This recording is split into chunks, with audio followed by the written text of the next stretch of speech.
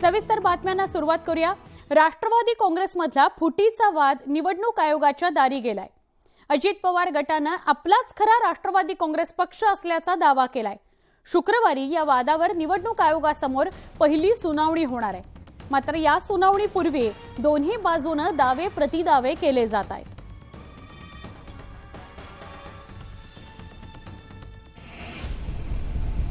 राष्ट्रवादी काँग्रेसमधल्या फुटीवर शुक्रवारी दिल्लीमध्ये निवडणूक आयोगासमोर सुनावणी होणार आहे। या सुनावणीपूर्वी शरद पवार आणि अजित पवार गटाकडून रणनीती आखण्यात आलेली आहे। जुलै महिन्यात अजित पवारांनी बंड केलं होतं आणि त्यानंतर फुटीर गटानं बैठक घेत अजित पवारांची पक्षनेता म्हणून निवड केली होती। मात्र आता शरद पवार गटाकडून अजित पवारांच्या निवडीवरच आक्षेप घेतला जाणार आहे। अजित पवारांची निवड पक्षाच्या घटनेच्या विरोधात असल्याचा दावा शरद पवार गटाकडून केला जाणार असल्याची चर्चा आहे।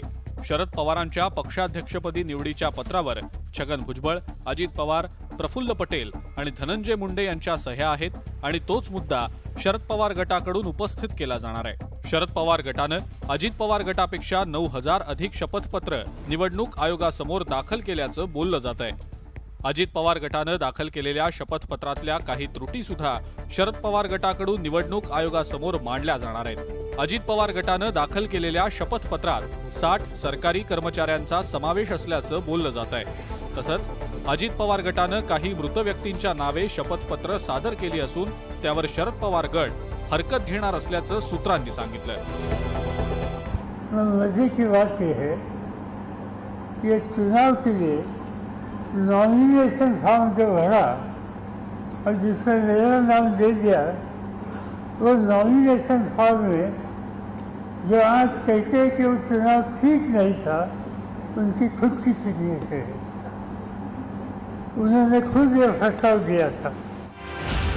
अजित पवारांच्या बंडानंतर राष्ट्रवादी काँग्रेस कुणाची आणि घड्याळ हे पक्षाचं चिन्ह कुणाला मिळणार याचा निवाडा आता निवडणूक आयोग करणार आहे। राष्ट्रवादीतल्या या वादाची शुक्रवारी पहिली सुनावणी होणार आहे। आमच्याकडून केवळ 5,000 9,000 शपथपत्र त्या ठिकाणी दाखल करण्यात आलेले आहेत। मी दाब्याने या ठिकाणी प्रदेश राष्ट्रवादी काँग्रेस पक्षाचा अध्यक्ष म्हणून सांगतो की आमच्याकडून जवळपास 1,30,000च्या आसपास शपथपत्र त्या ठिकाणी दाखल केली गेलेली आहेत। निवडणूक आयोगातल्या सुनावणीमध्ये शरद पवार गटाकडून ज्येष्ठ वकील अभिषेक मनु सिंघवी युक्तिवाद करतील। सुनावणीच्या पहिल्या टप्प्यात पक्ष आणि निवडणूक चिन्हावर दोन्ही बाजूने युक्तिवाद होण्याची शक्यता आहे। प्रशांत लीला रामदास, न्यूज 18 लोकमत, नवी दिल्ली। उपमुख्यमंत्री अजित पवार 5 वर्षांकरता मुख्यमंत्री होणार आहेत। खुद्द देवेंद्र फडणवीस यांनीच अजित पवार 5 वर्षांकरता मुख्यमंत्री होतील असं वक्तव्य केलंय। त्यामुळे राज्याच्या राजकारणाची दिशा पुन्हा बदलली आहे। विधानसभा निवडणुकीला अजून 1 वर्षाचा अवधी शिल्लक राहिलाय, पण आतापासूनच मुख्यमंत्री कोण होणार अशी चर्चा सुरू झाली आहे। परिणामी याच मुद्द्यावरून राजकारण चांगलंच तापलंय हे स्पष्ट होत आहे।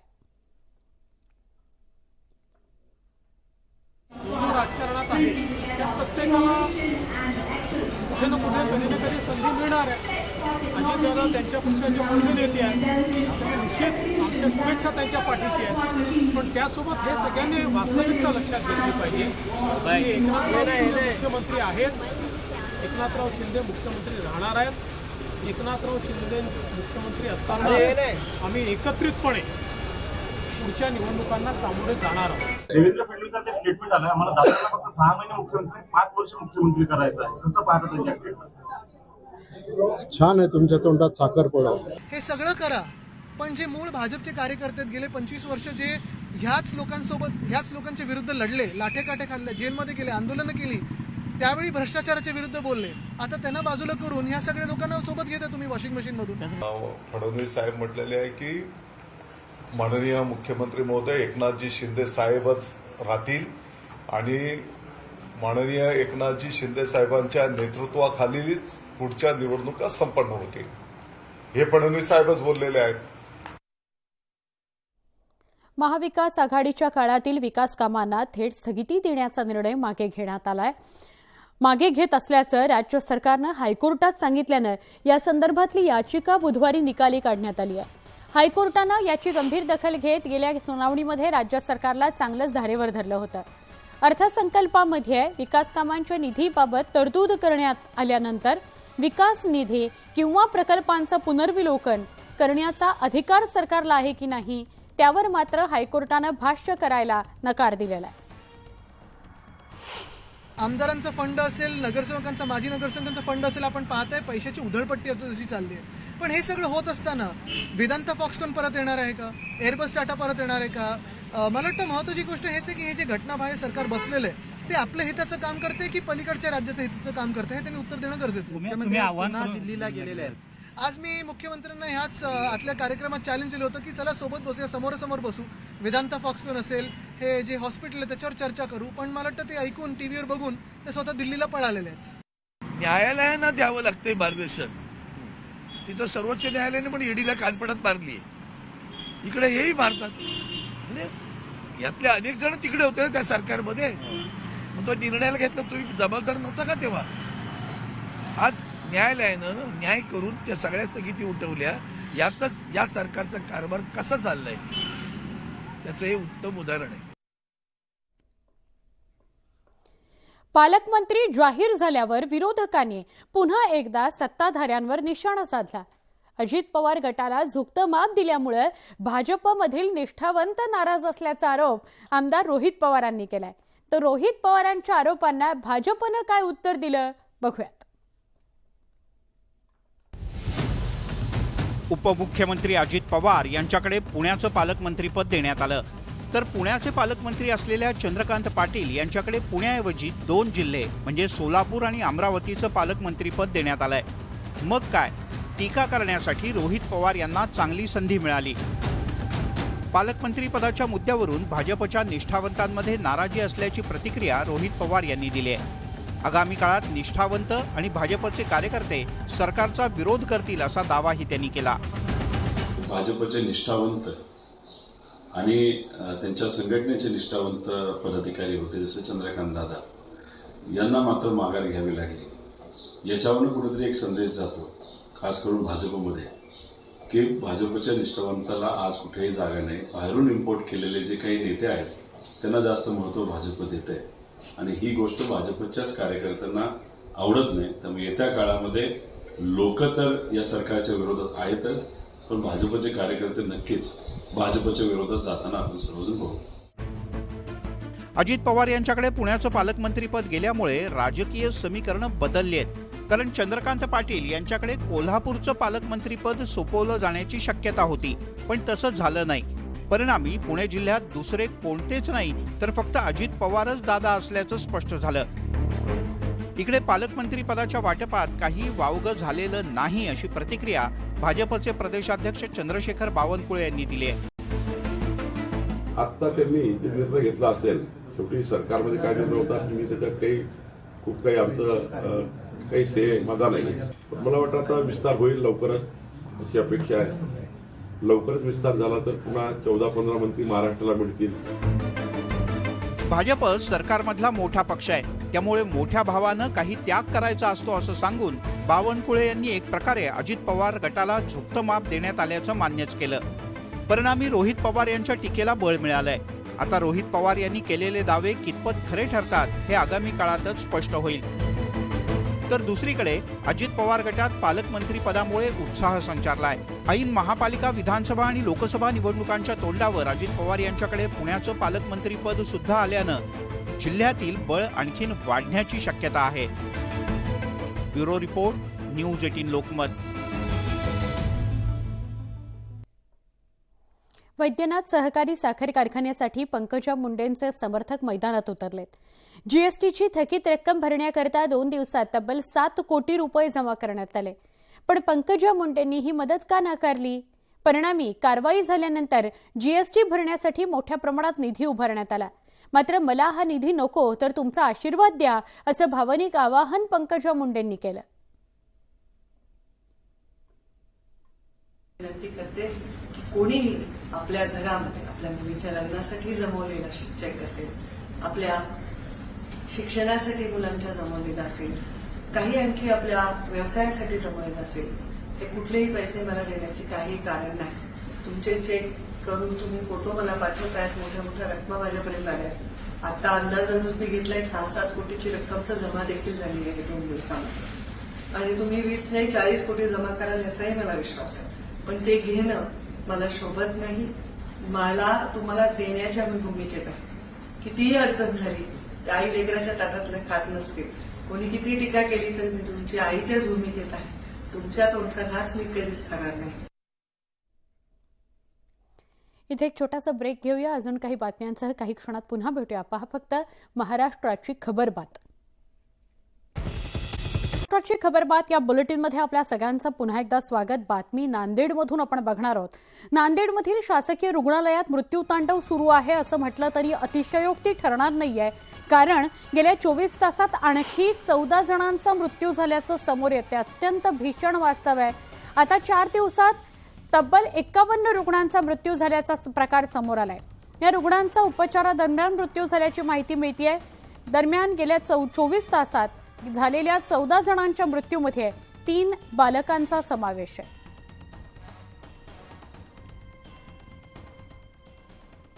नांदेडच्या शासकीय रुग्णालयात 24 तासात 24 रुग्णांचा मृत्यू झाल्यामुळे खळबळ उडालेली आहे. यानंतर राज्य सरकार खडबडून जागं झालंय. केंद्र सरकारनंही याची गंभीर दखल घेतली आहे. या प्रकरणी चौकशीचा अहवाल केंद्राला प्राप्त झाल्याची माहिती आरोग्य राज्यमंत्री डॉक्टर भारती पवार यांनी दिली आहे. औषध नसल्यानं रुग्णांचा मृत्यू झाला असल्याचं त्यांनी सांगितलंय. काही नवजात बालकं खासगी रुग्णालयात व्हेंटिलेटरवर होती, ती शासकीय रुग्णालयात दाखल झालेली होती. या प्रकरणी न्यायालयानं सुमोटो दाखल केला आणि राज्य सरकार उद्या याबाबत वस्तुस्थिती मांडेल असं राज्याचे वैद्यकीय शिक्षण मंत्री हसन मुश्रीफ यांनी म्हटलंय. हा प्रिलिमिनरी अहवाल आलेला आहे आणि त्यामध्ये विशेष करून लाईफ सेव्हिंग ड्रग्स किंवा मेडिसिनचा विषय करता अवेलेबल होते. औषधं तिथे पुरेसे उपलब्ध होते.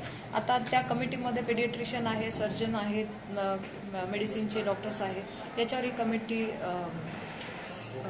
डिटेल रिपोर्ट देणार आहे. मुख्य न्यायाधीशाने सुमोटो काल याचिका दाखल करून घेतलेली आहे. त्याचा उद्याच त्यांनी सुनावणी घेतलेली आहे. मला वाटते आमचे सर्व अधिकाऱ्यांनी चांगलं एक ॲफिडेव्हिट तयार केलेलं आहे की ज्यामध्ये वस्तुस्थिती मांडण्याचा आम्ही प्रयत्न केलेला आहे आणि आमच्या ज्या त्रुटी असतील, ज्या अडचणी असतील ते सुद्धा प्रामाणिकपणानं न्यायाधीशापुढे आम्ही मांडू. औषधी अभावी, उपचाराअभावी जर या राज्यातील रुग्णांचा मृत्यू होत असेल, कष्टकऱ्यांचा मृत्यू होत असेल, कारण सरकारी हॉस्पिटलमध्ये जाणारे कष्टकरी, कामगार, शेतकरी, मजूर, गरीब लोक असतात, तर या दोनही मंत्री या पदावर राहण्याचे साठी पात्र नाहीत, लायक नाहीत आणि म्हणून राज्यपालांनी त्यांचा राजीनामा घ्यावा. माननीय मुख्यमंत्र्यांनी निर्णय घेतला पाहिजे आणि ह्या मंत्रालयाचे जो कोणी जबाबदार असेल त्या मंत्र्यांनी राजीनामा दिला पाहिजे. अरे कोणीतरी जबाबदारी घेतली पाहिजे की नाही? बाकीच्यांनी त्या डीनवर तुम्ही हल्ला करणार? मागणी तर ती तर नैतिक जबाबदारी आहे. खासदार श्रीकांत शिंदे यांची पत्रकार परिषद. या 19 जून 2020 ला मिळालं. टेंडर झालं 22 तारखेला आणि कंपनीची स्थापना झाली 26 तारखेला. किती भारी कारभार आहे, किती मस्त एकदम. म्हणजे कंपनी स्थापन होण्याच्या अगोदर कंपनीला टेंडर देखील मिळाला. अरे हे सगळे काळे कारनामे जे आहेत हे तुम्ही लोकांनी केले. ह्याच्यामुळे जेलमध्ये येणाऱ्या काळामध्ये कोणाला जावं लागेल हे माहिती पडणार आहे. अरे जेलचं कोणाला सांगता? 100 केसेस मान्य मुख्यमंत्री मोदयांवरती आहे. लाठ्या खाल्ल्यात, काट्या खाल्ल्यात पक्षासाठी, पक्ष वाढवण्यासाठी. तुम्ही काय केलं? तुम्ही जेव्हा फिरत होता सभा घेण्यासाठी तेव्हा कुठे नांदेडला वगैरे जायचे, कुठे जायचे तेव्हा तुमचा फूड ट्रक पूर्ण तुमच्या बरोबर असायचा. त्या ठिकाणी आचारी असायचा, सगळे असायचे आणि ते मिळालं नाही तर त्यांना लागायचं काहीतरी एक सँडविच. आम्हाला माहिती आहे ना, आम्ही होतो. सँडविच लागायचा, स्प्रिंगल्स लागायचे, असे ठरलेल्या गोष्टी होत्या. तर त्या आम्हाला आणायला बिचारांना, एक जर नांदेडमध्ये असेल तर बिचार संभाजीनगरला एकाला पाठवायचं, एकाला हैदराबादला पाठवायचं. म्हणजे काय त्यांच्याकडे. पण आम्ही ते केलं. ते यायचे तेव्हा त्यांना कोल्ड कॉफी आवडायची. त्यांच्या गाडीमध्ये आम्ही कोल्ड कॉफी पण ठेवायचो, सँडविच पण ठेवायचो, सगळं करायचो. नेते होते आमचे. अशा प्रकारे पक्ष वाढवण्यासाठी मेहनत केली आहे. माझं संपलं नाही अजून, नंतर विचार. अरे पॉज घेतला पाहिजे ना. अशा प्रकारे पक्ष, आणि आज हे आवाहन करतायत जेलमध्ये जायच्या भीतीने हे गेले करून. अरे जेलमध्ये जायच्या भीतीने कधी शिंदे साहेब जे आहे ते मागे हटले नाही, तर पक्ष एवढा वाढला नसता. दिघे साहेब गेल्यानंतर पक्ष वाढवण्यासाठी काम जे आहे हे दिवस रात्र झटण्याचं काम जे आहे आपल्या परिवाराला बाजूला ठेवून आम्ही केलं नाही. त्या ठिकाणी माझी जबाबदारी, माझं कुटुंब माझी जबाबदारी. आम्ही नेहमीच माझा महाराष्ट्र माझी जबाबदारी जी आहे, माझा शिवसैनिक जो आहे तो माझी जबाबदारी, या अनुषंगाने आम्ही सगळे लोक या ठिकाणी काम करतो. आणि माझंही नाव घेतलं त्या ठिकाणी. नाही तरुण पोराला जेलमध्ये जावं लागत होतं. अरे मला तू बोला. या सगळ्या घडामोडींसह बुलेटिनमध्ये इथेच थांबतोय. वेगवान स्वरूपातल्या बातम्या घेऊन काही क्षणात आपण पुन्हा भेटू. पहा फक्त न्यूज 18 लोकमत.